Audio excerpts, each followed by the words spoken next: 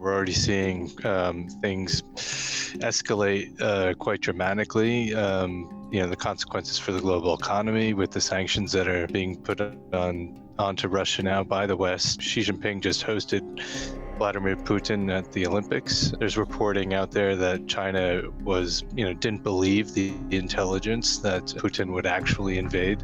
On the one hand, they want to be a responsible global power, as they always say. Yet on the other hand, they're very close to Russia, and they oppose kind of the measures that the U.S. has been taking, particularly with financial sanctions, that have hit China as well. So they're caught in this trap now where they're trying to have it both ways, and it's becoming an untenable position for them.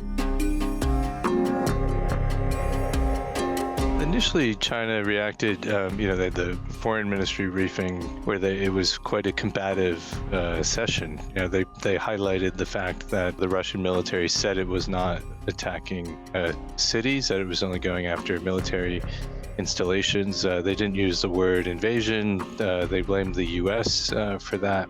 We've seen them kind of come up with a coherent message, and we're not really seeing that right now.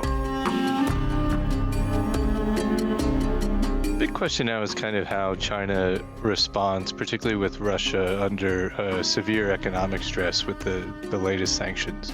Even when the U.S. put sanctions on Hong Kong, like Chinese state-run banks would comply with the U.S. sanctions because they want access to the global financial system. So that's been the case with Hong Kong, with North Korea, and other places as well. Even if China is opposed to the sanctions generally, they've still complied with them to avoid being cut off from the global financial system and to keep their economy humming along.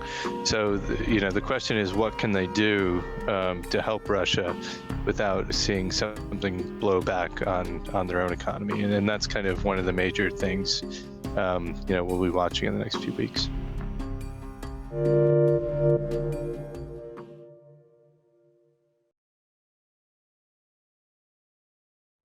Thanks for watching Bloomberg Quicktake Now. Subscribe to our channel to see the biggest stories the moment they happen from around the world.